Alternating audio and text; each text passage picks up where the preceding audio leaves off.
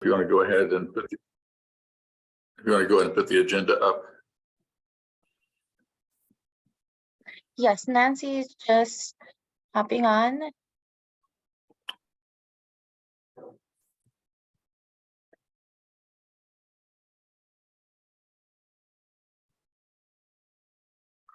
Okay, then I'll go ahead and call the meeting to order. This is the February 6th, 2023. I got the year correct. Meeting of the City of San Diego Commission on Police Practices Ad Hoc Transition Planning Committee meeting. I'm Doug Case. I am the chair of the committee.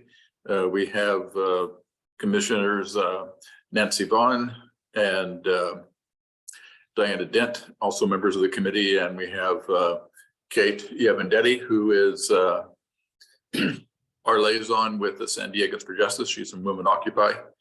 And we have with staff, we have our interim executive director, Charmaine Mosley. We have Robin Resendez, our administrative aide. And we have our outside counsel, Dwayne Bennett. And we have Liz Barat from the City of San Diego Department of Human Resources. And was there any public? You need to change my designation. I don't know how it got San Diegans for Justice up there, but that had been corrected previously. So if you can put maybe liaison too. That would be fine. It's just that I'm not a member of San Diegans for Justice. It's not a membership organization. Right.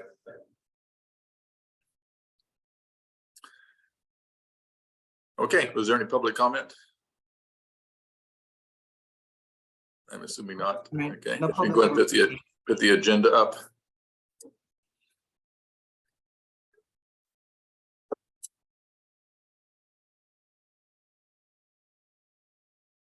Okay. The budget process, actually Robin's working on that, so maybe Robin can give us an update of where we stand on the budgeting process. Yes, right. Today was actually the deadline for our budget adjustment process. And that's basically seeing areas that we need to add as far as expenditures or even positions. So we did add the third in line for our program coordinator for the investigator position. And then we also extended our asked for general counsel, outside general counsel, thank you, for FY24. Okay. Yeah. So. And then our next budget deadline is going to be an equity statement, and then the EBR for the executive review, and then along with that. Okay, then let's move on to staffing. Well, first, Charmaine, do you want to indicate the job offer for the community engagement coordinator? Yes, we are still finalizing the details in that offer, so we have nothing to report out on at this time. Thank you. Okay, do we have a timeline? Hopefully as soon as early next week. Okay, so hopefully next week we'll be able to make a public announcement. In terms of the supervising investigator, we had a couple of candidates who dropped out, and the selection committee felt that we needed to expand the search to include more candidates. One of the candidates who dropped out because of some family emergency issues is willing to be interviewed. He wasn't able to make the last interviews because of the family issues. And so we're scheduling that for the week of January the 16th. And then we've given David several leads of where he might find prospects to add to our list. And well, since David's here, I'll let him give an update. Sure, Doug, thank you. Yes, I've been following up on some conversations with the people that you gave me. So I think we can start to at least kind of do some outreach to some of the particular people that they gave me. And we're gonna also reach out to some people who, when we first did our recruitment, just weren't in the market at that time, but were good candidates. And so we'll see where that all takes us. So hopefully we can find some additional qualified people that the commission can consider. Okay, and then the next search is the deputy executive director search. And I think we're in the process of finalizing the details of that now in terms of the job description and the brochure and so forth. Is that correct? Yes. Yeah, we draft brochure is completed. And so as soon as I think we get the final brochure approved, we'll follow that same process that we've done for past recruitments. We'll publish it, give a 30-day recruitment period, and obviously have the commission look at where we're advertising, which I expect to be similar to what we did the first time. But yeah, so really the next step is just getting approval of the brochure. Okay. The next issue is the implementation ordinance and the amended standard operating procedures.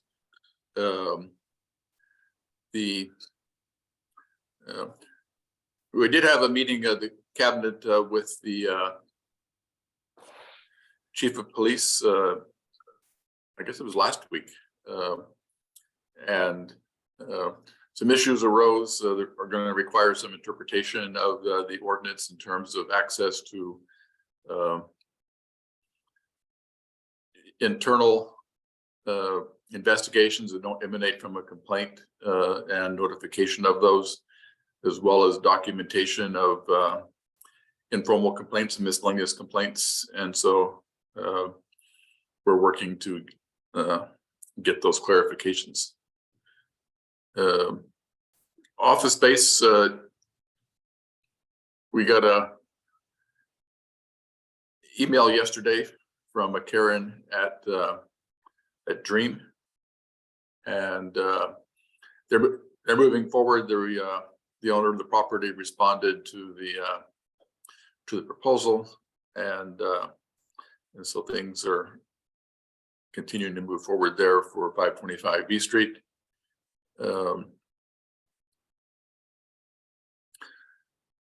Standing rules, nothing other than well, I guess nothing new for standing rules, and nothing new for community outreach. I guess we need to make a decision whether we're going to appoint a new community outreach chair who would serve on a short-term basis until the new commission is appointed.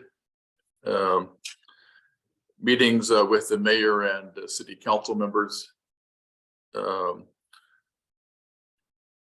We are still trying to schedule meetings with Council President Sean Elo Rivera and Council President Pro Tempore Monica Montgomery Stepp. We have a tentative date of January the 19th with Council Member Montgomery Stepp, and we're waiting to get the others set up. I guess those are the only two that we're trying to circle back on. I think I reported prior at our last meeting that I did have a conversation with Raul Campillo, who is looking into the questions that we raised. I saw him actually a couple of nights ago, and he's still trying to get some answers for us. And so there's not a whole lot to report there, and all those discussions are regarding the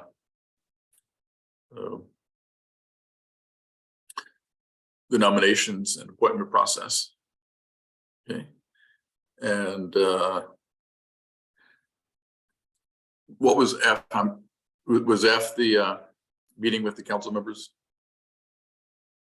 Yeah, and so with G. Yes. Okay. And then unfinished business is the recruitment and nomination process for the permanent commissioner. We don't really have any more clarity than we did prior to the holidays. And so until we meet with those individuals, we don't know when our proposed procedure is going to be docketed, and whether or not it'll be direct docketed to the city council or go through the public safety committee.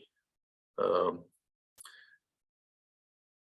I do think it would be advantageous for us to prepare for that and begin to consider who would be good people to have on our nominating committee, so that if we get approval, we can move forward expeditiously with that. And so I don't have anything else new to report unless anybody has any questions. Charmaine, do you know how many people have applied through the new portal for the commission? I'm going to guesstimate at least 45. Okay. I'll follow up and then give you a final number. And so those are people that have filled out the new application, is that correct? I have to go back and check. Okay. I'll let you know. Okay. And so there's not a whole lot we can discuss on that. Unless people have any questions or comments, we can move on to a new business. I have a question, Doug. Okay. Is our working on a process for this overcome by events when the city council seems to be doing it instead? How is I that don't. work? Well, I mean, the implementation ordinance says the city council makes appointments, and they have a procedure for making appointments. The implementation ordinance also says that the CPP may develop a process to make nominations. That operating procedure is subject to approval by the city council, so we can't implement that procedure until the city council approves it, and what the city's timeline is, and how our nomination process would fit into that is a big question mark. So I don't know if that answers your question. Not really. Because there isn't really a good answer to it at this point in time. It sounds like the process is moving forward before we have an opportunity to make nominations. Kate? Yeah, so I just want to be clear that I'm right about this, and I think Nancy was kind of asking the same question. So the CPP can have its own process and make its own nominations, but the city council first has to approve the procedure that the CPP has proposed for doing its own nominations. Then the CPP can have its nominations, it can have community input and all of those things, but still sends the nominations to the city council, and the city council can say no to every single nomination the CPP sends in. Is that correct? Sounds like it. Technically, yes. Okay, I just want to be clear because I think the community needs to know that. I think the community probably believes that we actually have some input, and ultimately it doesn't. It sounds like it could be completely undermined, that the whole community process could be, I mean, completely undermined, but we have to trust the council members and have to work with them when the nominations get made. Yes, that's correct. We have. I suggested to, based on our conversation here at our last meeting, our request would be that their process for making appointments be modified to take into consideration the uniqueness of the CPP. And, you know, that'd be one of the things that we talk with the council members about when we get those meetings set up. But you are correct that the ultimate decision lies with the city council. And, you know, there seems to be a desire to move forward expeditiously, which means. But they that are it still may- bound by the categories because that's part of the ordinance. Yes, they're still bound by the categories, which is one of the reasons that their process is awkward for this type of a commission, because they, according to their process, they vote on them one by one. And Yeah. it's and I have heard from other people, I know I'm not continuing to raise my hand, from other people who have been on other committees and commissions, that they haven't had to go through this interview process with the city council. So it seems to me that it's. Well, it's not an interview process. It's a process according to the procedure where they make a 3-minute presentation and then ask questions. Oh, I I mean, think okay, what I said that was an interview process, but the people that I've talked to, only 2 or 3, I must admit, have said that, you know, they've been on boards and commissions without having to do any of that. So it seems like it's. Well, there's reason for that, and that's because most of the boards and commissions are appointed by the mayor. And so the mayor sends the list to the city council, and the city council's role is to ratify or confirm the recommendations from the mayor. And so if you look at the process, there's a different process for that, which is basically they vote on it. And usually on a consent calendar. So who else has to go through this process? Do you know? What other boards or commissions? I'm trying to think of whether or not, Is the Ethics Commission independent or appointed by the mayor? And the Housing Commission, those are the other 2 that I was aware of. yeah, and possibly the planning commission. That's a good question, and I don't know the answer to it. I'll try to Because find out. for me, it would be useful to see if this laborious process has really been used. Yeah, well, and even if it were used for the other commissions that you mentioned, so you're saying that the planning, housing, and ethics, and I have to look and see how those are, whether they don't- those come none from the of- city council or from the directly from the city council, but none of them And I don't have. think any of those have 25 people. They don't have 25 people, and they don't have the categories, so where they have to have a certain number in each of the categories, and so it's a much more complex thing. And anyway, and so there's a lot of questions about the process, which. We really need to get someone on the city council to propose that this particular process be sidelined for the CPP and that there be some other less laborious process. Is that what we're asking the council members? Well, it looks like at this point in time that they are deferring to the council president pro tem, who was the person who proposed the ordinance. And so other council members have expressed, understand our concerns. You know, those issues have not been resolved. So she's the one that we need to focus on. It's kind of what we're saying. I'm just trying to figure out how to get this done. I understand. I'm sorry, it's that sort of lawyer bottom line stuff, you know, that I get to on occasion. You're not alone. It's not necessarily because you're a lawyer, Kate. Believe me.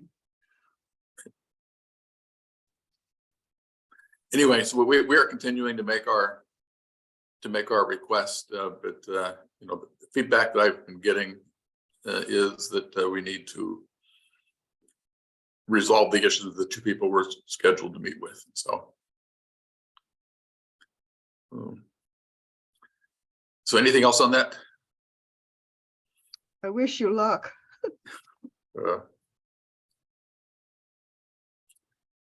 The next issue is the permanent operating procedure on the review of internal affairs investigations. And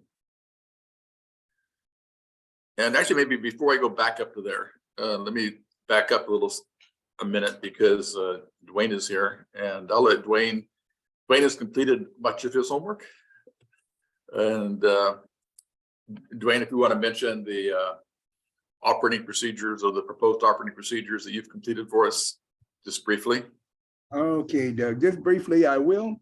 I was tasked with completing the procedure on the Public Records Act, which was completed and submitted in November. I was tasked with completing an operating procedure on subpoenas, how to handle subpoenas by the agency. That was completed in November, and the biggest project was on police officer discovery, the pitches motions. And what the ordinance requires is that as the new commission, the commission will be responsible for retaining peace officer personnel files. Any file under an officer's name is technically considered a part of that officer's personnel file. So as you have independent review authority as well as investigatory authority, you will start amassing case files and investigatory files, which will be subject to discovery in any litigation. They'll be subject to discovery in criminal proceedings involving people that the police department arrests. They'll be subject to discovery in civil proceedings, civil rights litigation, civil lawsuits against the department. CPP will have to retain those records and have to defend discovery motions to obtain or access those motions, or excuse me, access those records. Typically, those motions in state court are called pitches motions. In federal court, they're discovery motions, but there is a process for obtaining these records. CPP will have to have legal representation to go into court to deal with these records. Custodian of records will be designated or must be designated, and I believe that's going to be the executive director. So the process that was submitted in December was the pitches or the discovery process. I laid out for you a protocol. I laid out for you the scope of the law, as well as some editable pleadings, some pleadings that the CPP will be able to use in these cases.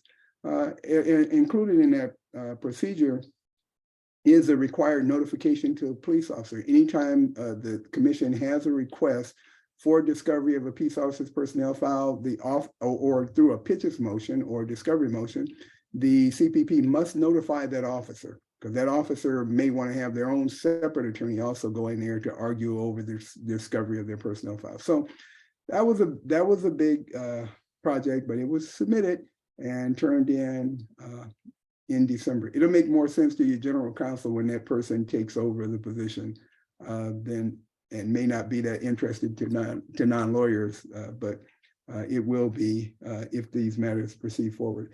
And I also submitted to you all a legal source guide, which is just a summary, a brief summary of the types of complaints that have come across, or at least I've seen since I've been outside counsel. It gives you just a brief snapshot of what the law is, gives you some perspective, something to think about, and it covers a broad range of the types of cases and complaints that the CPP has handled.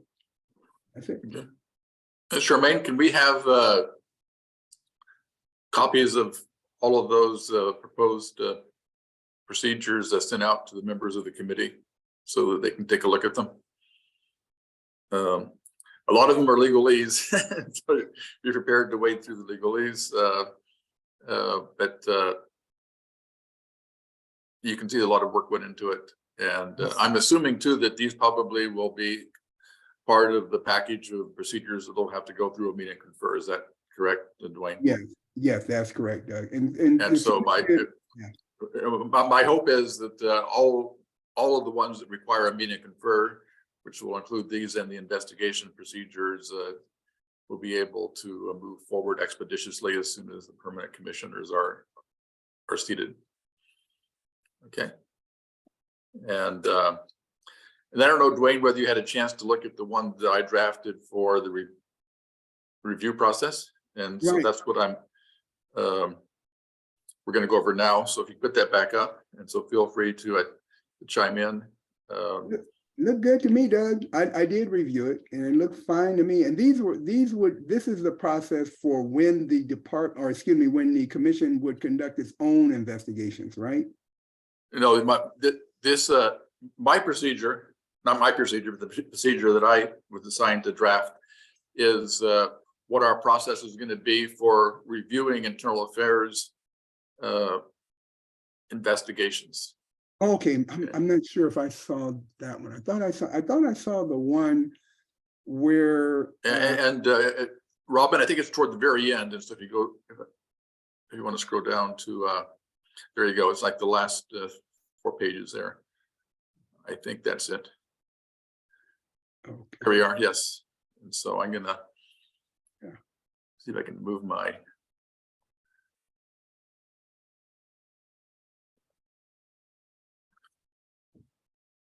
Okay, and so this basically is very similar to our interim operating procedure for the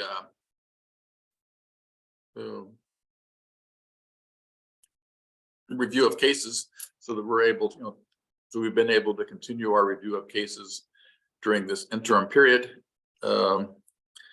And some things that are different here is that it removes the reference to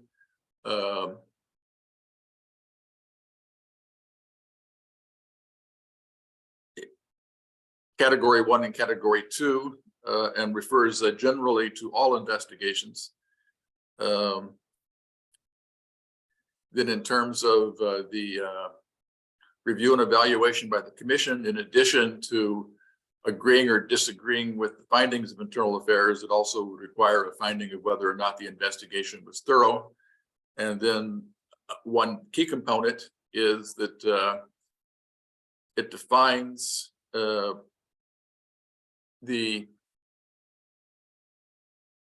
process for the commission to decide whether or not to conduct a discretionary investigation. As I think everybody here knows, the commission will be required to do certain types of investigations, and those involve cases of officer-involved shootings and in custody deaths, and it'll have the ability to conduct its own independent investigations of certain other cases if they meet the criteria. And I'm not sure whether everybody had a chance to look through this or not, and we certainly can continue the discussion next week if people haven't had a chance to do it. But why don't we go down to actually, why don't you stop where you were? Yeah, and just hold that for a second. If this is something that is new, we talked about the other procedures the other part of the procedure at a previous meeting, and I incorporated our discussion from that previous meeting into drafting this. But this was a new part of the procedure, which is how to, during the process of case review, to make a recommendation to the commission to actually do an investigation rather than simply relying on the internal affairs investigation. And so it says, upon receiving the case, the team should conduct an initial review to determine whether or not it's appropriate to refer a case for an independent investigation by the commissioner's investigations. And a key word there is initial, because I think it's important early in the process for the team to decide that this is a case that is, prime or right, whatever word you want to use, for an independent investigation. So you don't, because time is of the essence, given the time restrictions of POBAR. And so it says, in order to qualify for discretionary review, a case must meet one of these criteria, which I won't repeat because you've seen it all before. It's all in the ordinance. Then it says a recommendation for an independent investigation may be made at any point during the team's review. However, it is important that the recommendation be made on a timely basis, given the time restrictions specified in the California Peace Officers Bill of Rights. And so the intent of that was that if during the initial review, the team didn't want or wasn't prepared to make a recommendation to do a full investigation, but as they did a deeper dive into the case and a deeper dive into the IA investigation, some questions or issues arose that makes the team think that it does require an independent investigation, that could be done at any point in the process, but keeping in mind the 1 year limitation specified in the California Peace Officers Bill of Rights. And then my suggestion was that a recommendation for an independent investigation be placed on the next meeting of the commission, where a 2/3 vote is required to initiate an independent investigation.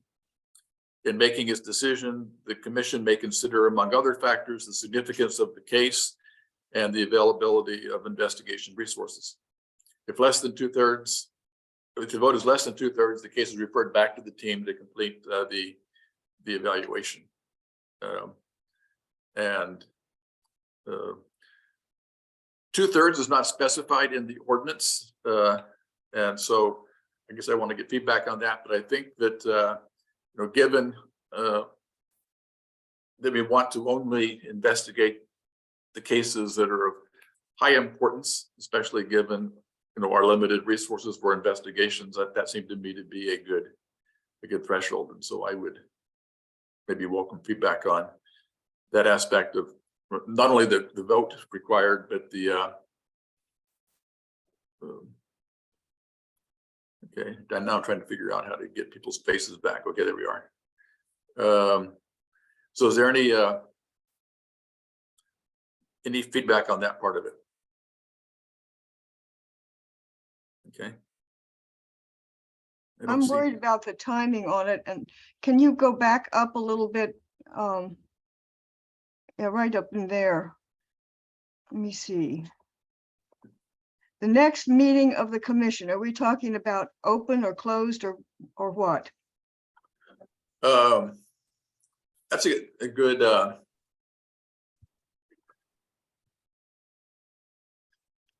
I'm 'Cause guessing I they don't would think have to we be can done in do a that closed in an session. open meeting, can we? Yeah, so that's a good point. We should do that in a closed session. Mhm. Correct. And that's a good point. Anything else there? I'm And Doug, looking. is that 2/3 of the commissioners present or 2/3 of the total? That was my next one. Good, thank you. It would be 2/3 of the well, a 2/3 vote of the 2/3 vote of the in essence specifies of the entire commission. It would be 2/3 of the vote that is present, Of the quorum. and it'll be Of the quorum? now if the bylaws have a different determination of a quorum or whatever, that would be included there. And that reminds me that probably our next task after this, Nancy, is to work on the proposed permanent bylaws to Yes, pass sir. along to the commission. But yeah, but the 2/3 would be 2/3 of those who are present and voting. Right. Okay, any other and That's all I saw, but I'll have to look at it some more. Mhm. And one thing that I forgot to include, which I need to figure out where the best place to put it is a reference to the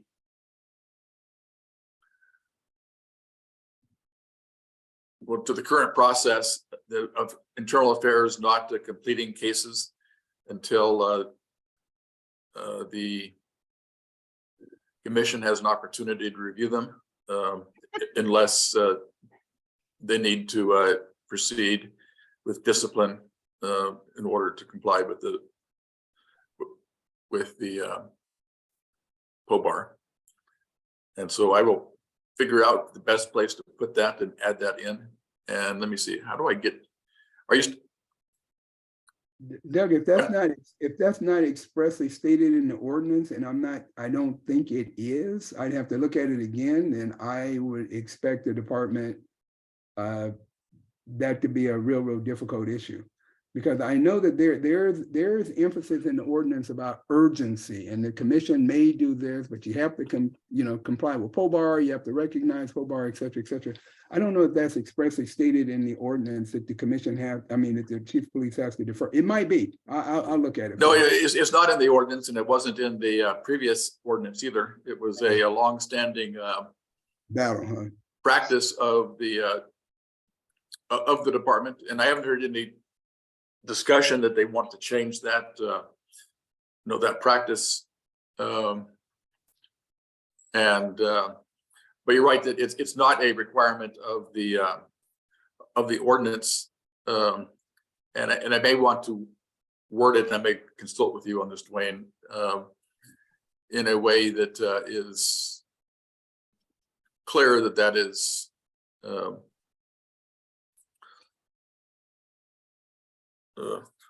The requirement. anyway, so to make it clear that that's a practice of the department. So maybe just indicate that it's been the practice. It could be as simple as it has been the practice of the department that cases are not closed by the department until the commission has had an opportunity to review it.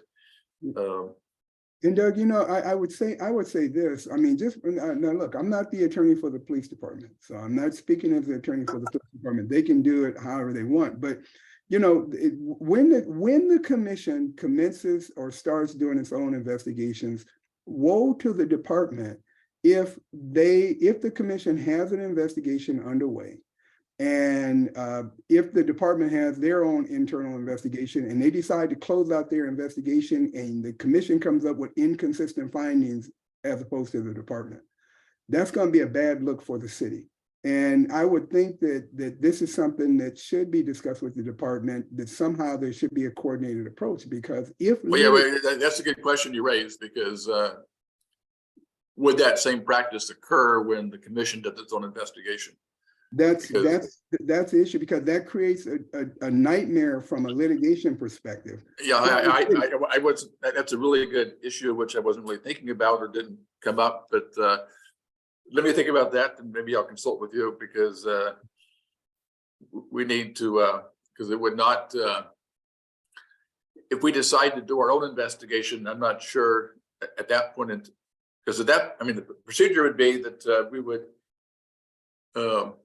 we're only going to make it, the commission is only going to, and correct me if I'm wrong on this, Dwayne, but the commission is only going to make one finding, and that finding is going to be based on either agreeing or disagreeing with the internal affairs report, or they will make a finding based on our own investigation report. But we wouldn't do, it would be one or the other.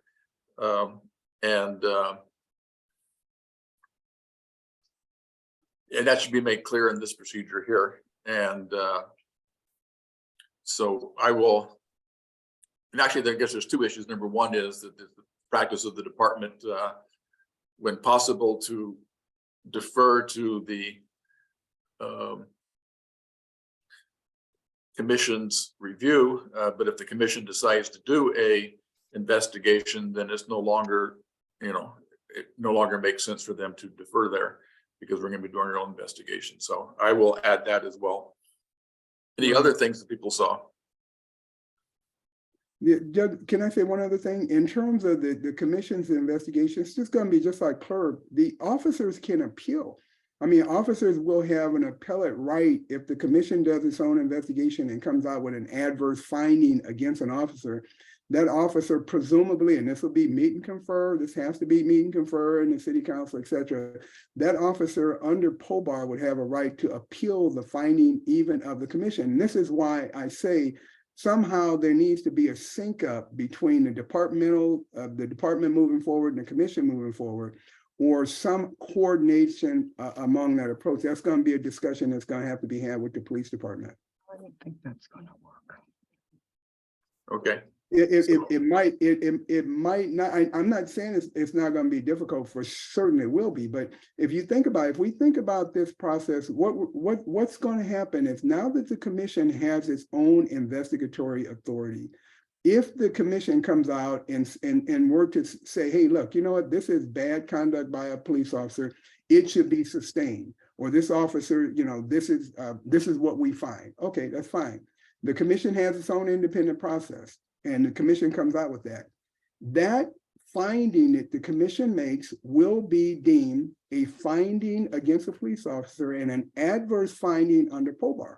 Under Government Code Section 3305 and 3306, officer has a right to respond to that, and to the extent that that finding that you make could lead to punitive discipline against an officer, the officer has an appellate right under Government Code Section 3304B. So this particular issue, and the ordinance doesn't address all of this, but these issues are going to have to be hammered out through meet and confer, particularly once the department or the commission starts doing its own investigations.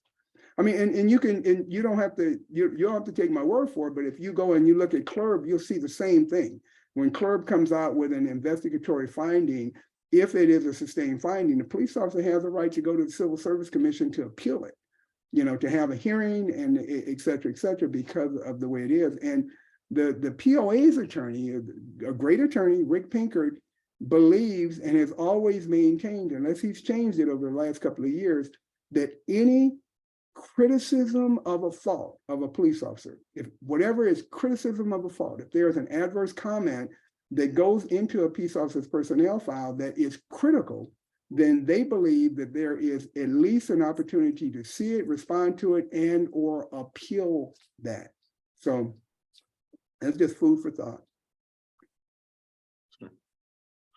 Okay, and if you can put the procedure back up to see if there's any other questions. I have a question Okay, right now for Dwayne. What puts us in a position, Dwayne, of having that, how do I want to say that, level of influence or whatever? Because I think in the past, our findings have always been thrown in the trash, have never gone into the police records, have never been considered part of the process of investigating. And just because we're going to go off on our side and do an investigation of our own, I don't know where that gets us a standing that would put our response into their process and what comes under POBAR. I just think the police department is going to say, go do whatever you want. Come up with whatever you want. We don't care. So I'm gonna lower my hand right now because Dwayne and I had this conversation this morning. Let me just lower my hand now, pass it over to Dwayne. but you know, but Nancy, that there was a previous case that involved the CRB that you know, found that any negative comments, you know, from the CRB could be appealed to the Civil Service Commission. So this is nothing new. It just will take on greater import now that we'll be doing our own investigations. Where was that, Doug? What was that? It was through the courts, you mean? Yes, and it's in your binder. Oh, goody. So Nancy, that's what I'm saying. I don't know. I can't explain what the police department's been doing. In terms, look, all I'm telling you that is a matter of law. That's a matter of law. And I'm not even talking about procedure and policy and what their practice may be. As a matter of law, any document that the city has that they retain under an officer's name is technically a part of that officer's personnel file. I don't care where it's maintained. So if the CPP has personnel file, and that's why under the new ordinance, there's this emphasis about the CPP protecting these personnel records and being subject to Pitch's discovery and having to handle its own Pitch's motions when somebody seeks discovery of peace officer personnel records. Because what you all do when you come up with a case file under some police officer's name and you make comments, except that's a part of, the department may have its own interpretation. My interpretation is that's a part of that peace officer's personnel file. Now, if you throw it away or tear it up, that's on you. That's on you. But arguably speaking, that information that the CPP derives and evaluates is subject to discovery. And the only reason it's subject to discovery is because it's a part of the peace officer personnel file. That is a record of the city. And so if it's, you know, if But and in some cases under SB 1421 and 16, it becomes a public record. Absolutely. But you know, Doug, what you just said, you're right. It's a record. It's a Right. record. So, you know, so if the department discards it, I just guess it's up to the department and their legal staff to decide why. So anyway. And I think, and the other thing is that peace officers, the police officers have a right to know what you all are writing about them. Yeah, Because they don't get to see our reports. I even asked the investigators at IA, do you guys ever see our reports? And they're like, no. And that's a loop that should have been closed a long time ago. Now it sort of is being, well, for some cases, some of the commission's cases are being released under 1421 and SB 16, right? So we are seeing on the police department's website, the police department releasing their case files within SB 16. And then we're also seeing on their website, the Commission on Police Practices releases, which is separate. Really? So some of those cases are being released, so it's going to be interesting to see how we're going to be moving forward. Wow. Thank you, guys. Okay, and then Yeah, I see Kate. and I was gonna say, I mean, under the ordinance and certainly under the new CPP, your reports are supposed to be public. I mean, with names and stuff redacted, but that has never been the case before. And I know you've been working on it for years to try to get on the website like CLERB does, but. Well, now that you mentioned that, if you can put the procedure back up, because I think I included it. If you want to go down further, let me see. Hold on a second. there it is, Doug. Uh, Summary of each case personally Yeah, identified. a summary of each case with personally identifiable information redacted as required by law shall be included in the commission's annual report to the mayor and city council, and then continue on down the next page. So Within 1 that's month like our after, redacted reports, right? right, and so within 1 month after a summary is completed and approved by the commission's legal counsel, the redacted summary will be posted on the commission website. Okay. And what I did not include is all of the nitty-gritty details of how we do our reviews. For two reasons. I want the new commission to be able to decide that on their own, but we also want to have flexibility so that if they change, how we go about doing our reviews in terms of whether each team member must listen to each of the interviews, for example, or whatever we want, whatever changes are made to the process of doing case review, there'll be flexibility there so that as that changes, every minute detail doesn't have to be approved by the city council if there's a change. And so this is kind of high level. I mean, our current procedures don't get into that as well, which is why we've been able to experiment with different ways of making it more expeditious. And so Nancy and Kate, are your hands up because you can take them down? Okay. I'm looking at the time here, and I think I'll introduce the next topic, and then we can get into more detail next week. But the next topic is the training of new commissioners. Mhm. And and I know that Diana was going to be working on that operating procedure, but the staff went ahead and took what information they had before, and I gave some input, and so they've kind of taken the lead in terms of drafting a proposal. And so what I'd like to do, since we only have a few minutes left, is to kind of give you an overview of it, and then ask the people spend some time between now and next week, and we can refine that. There may be some things that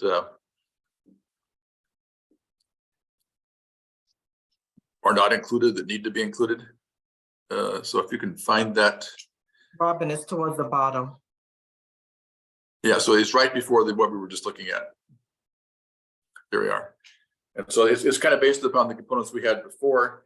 I suggested that there be a welcome by the mayor and the council president, that they spend their first meeting introducing themselves.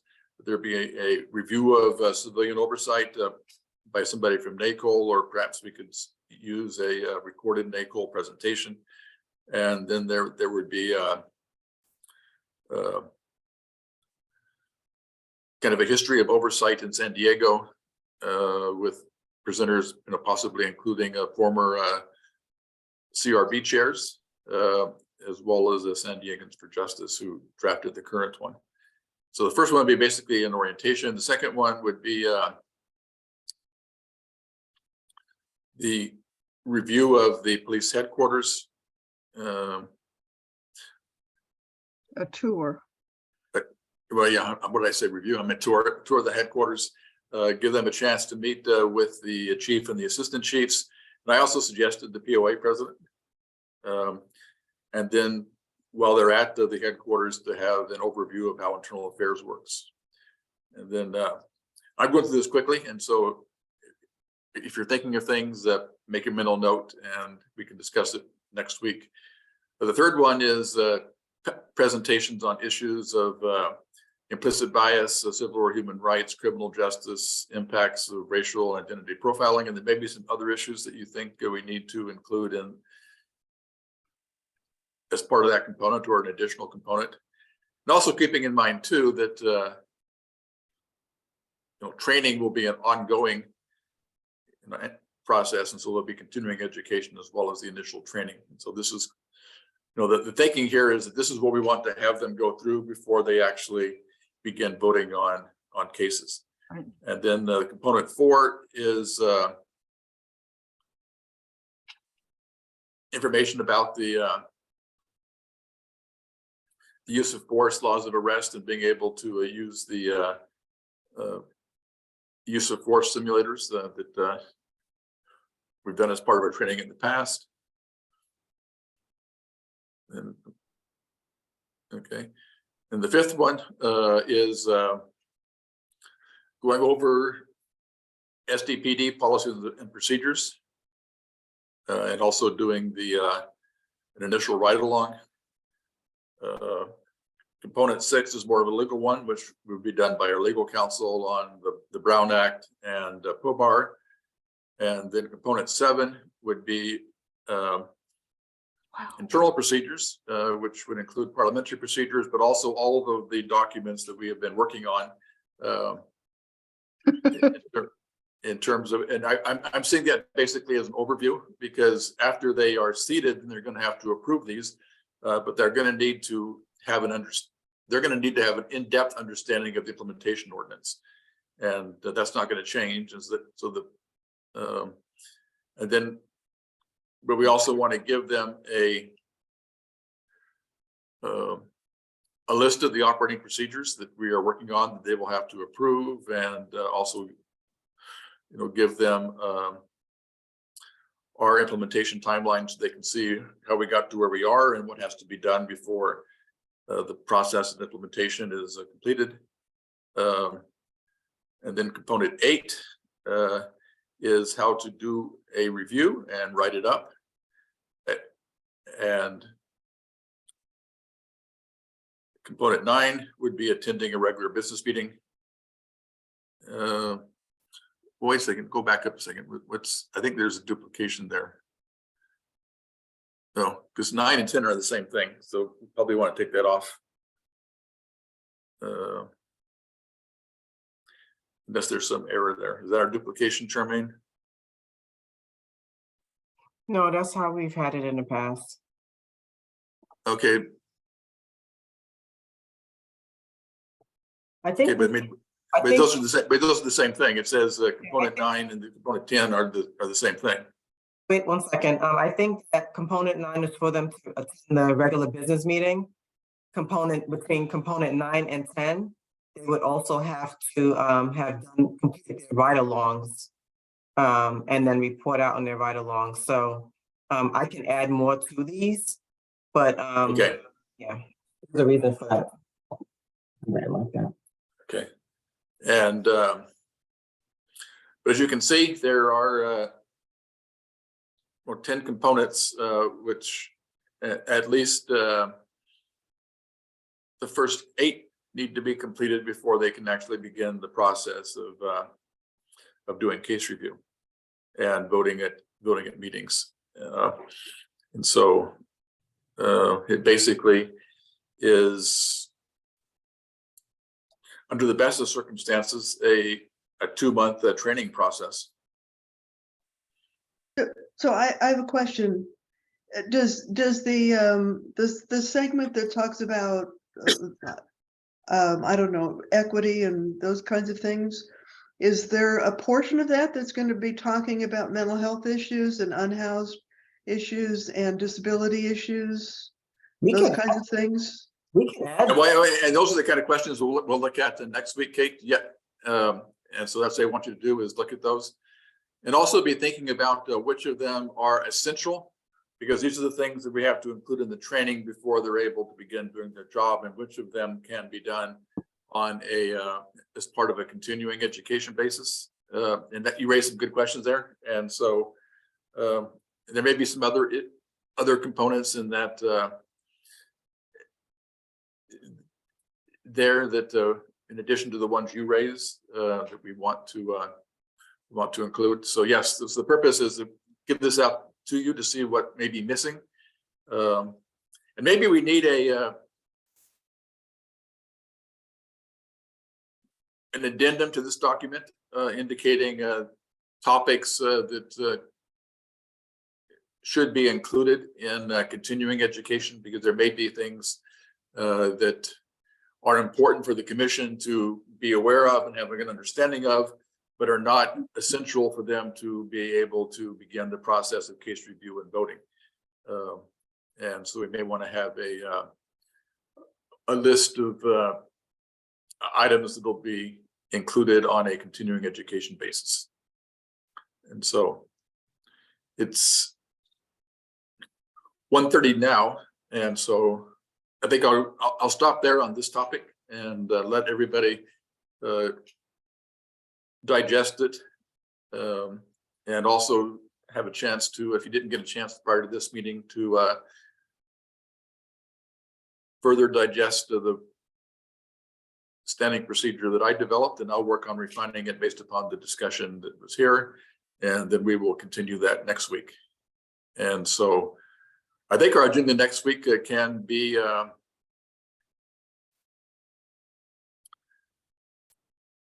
the same, except that the items of new business will be under unfinished business. So it'll be basically the same agenda, just with no new business, but the same 3 items of business for this week. And when you do the agenda, if you can correct the lettering, because under the updates, the office space needs to be its own letter. And so I won't have to email Charmaine next week with the agenda. And is there any reason why we can't meet next Friday at the same time? Okay. Any additions for future agendas beyond next week, or any other items or concerns?